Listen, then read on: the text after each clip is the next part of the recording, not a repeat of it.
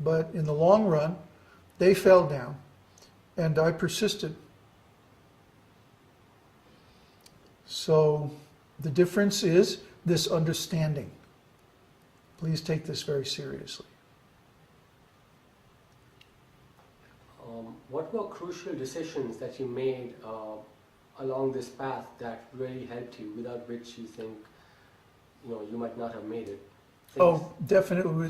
The biggest decision I made that helped me was to go my own way and not listen to other people, but take my own conclusions and approach the subject in the way that I felt was best. That may not work for everybody. I was sort of like genetically engineered to come to this realization, this understanding. My background in music, for example. Music is tremendously important. You must learn music very, very well, at a very deep level, to understand rasa.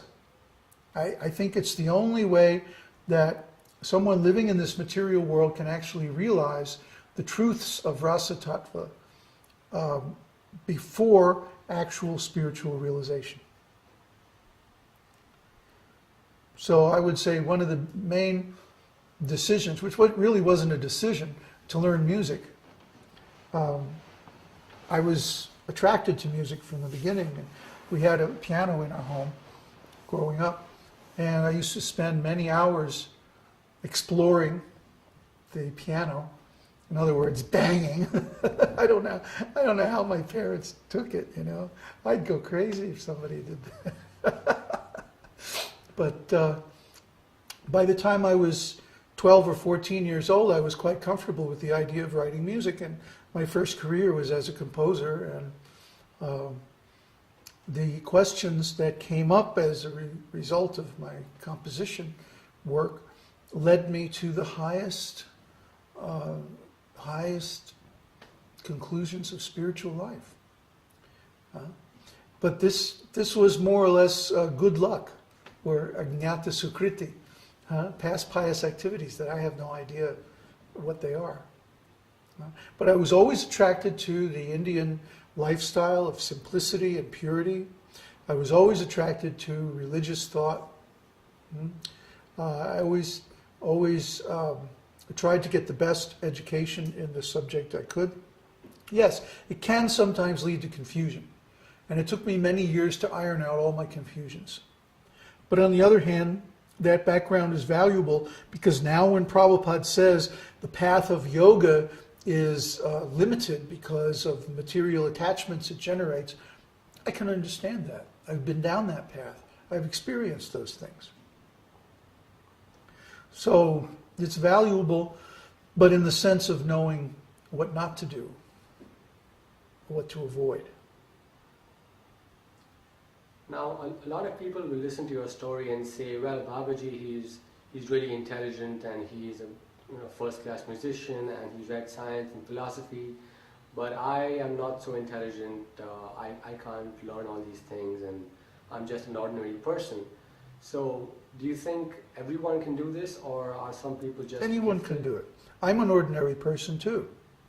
What made me different is that I have this insatiable curiosity and a desire to get to the bottom of things, to find the truth.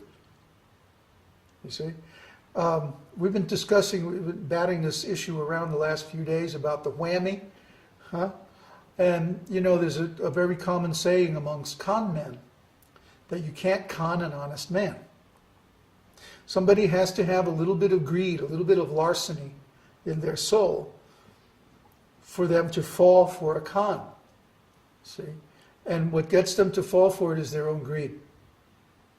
Their own willingness to accept untruth or propagate untruth. So when someone has this weakness, they can easily be taken advantage of and given some cheating philosophy or cheating religion or cheating science or cheating politics or economics or what have you, cheating relationships, everything. It's because they're attached, they're greedy, and they don't have this commitment to getting to the bottom of things, finding the real truth. I did more than read science. I was offered a scholarship to MIT in nuclear physics. I had some very innovative science projects and won science fairs and wrote, prize-winning essays on physics.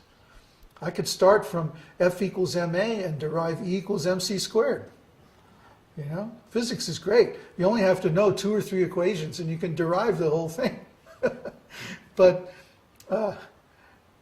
just as I couldn't see myself being an ordinary minister or church leader or something like that, neither could I see myself being a scientist, a material scientist, because I already knew life had some higher dimension, some spiritual dimension.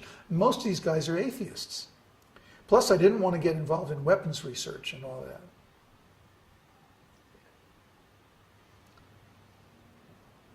You've mentioned your sources of strength and inspiration. Now, what were sources of weakness that pulled you down on this path that you had to avoid, or maybe that you didn't avoid and that cost you many years in your progress? I could have been a lot tougher on other people. I could have been a lot more discriminating in who I accepted, for example, as a spiritual authority in the temples. I could have insisted on serving Srila Prabhupada and nobody else. Well, actually, I did. But I didn't want to leave the US and go to India. But in the end, I had to anyway. And India was very hard on my health. With my physiology, I'm very prone to stomach diseases. And of course, in India, there's plenty of opportunity for getting parasites and all kinds of things. And I got all of them. So every time I went to India, my health fell apart. I'd last, 2 or 3 years, and then I'd have to drag myself back to the US and put my health back together again. And of course, ISKCON didn't want to help with that at all. It was completely on my own. It would have been much better for me to be completely on my own much earlier. But on the other hand, being in the temples, seeing all the abuses, seeing all the misjudgments and the unfairness, really lit a fire under me to get to the bottom of this thing. All of us could feel that Krishna consciousness was something very powerful. Anybody who plays with it, even a little bit, can tell, whoa, there's something really strong here. But very few people I've seen have been willing to put out the kind of effort required to actually read through all the materials and digest it and analyze it.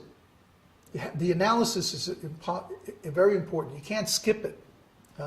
It might seem very difficult because the subject matter is so elevated, but there's no way around it. You have to go through it in order to actually digest the subject matter. You have to analyze everything so that you can think through it independently without the need to refer to the books. Then you can say you really know Krishna consciousness. Now, being an editor and having to look up the definition of every single word and make sure we were using the correct word in the sentences was very, very helpful to me. See? That's why I have my students learn how to clear their words, how to analyze the correct definitions in a sentence. That's the way you really understand something, you see. And people don't believe me, and I have to tell them it 100 times and kick them in the butts before they actually do it. But this really works. It really works, and I encourage everyone to go that deeply into the books. That's what Srila Prabhupada called scrutinizing study. And that is what is required to actually understand. So I could have started doing that a lot earlier. I could have saved at least 5 or 10 years by doing that directly from the beginning. But it's like, who knew? See, there's so many things in life that you can only find out by hard experience. And then, you go back and you look back and you say, oh, I could have saved so much time if I had just done this and this and that. Hindsight's always 20/20, but when you're in the middle of it, sometimes, well, it's not so easy. But I did the best I could, and I have no regrets. Now, as you went on, did you find yourself progressing at a steady rate, or did you find that you would make some progress and then for 5 years you would find that there's no progress, or you would feel that there's no progress? Yeah, this is very common. But you should look in yourself and always find that you're making some progress somewhere. You can always do something. What I can't understand is devotees or people in any field who are content to just stay with the same understanding or the same level of practice indefinitely. It's like, how can you stand that? You know, there's always something you can be doing, some edge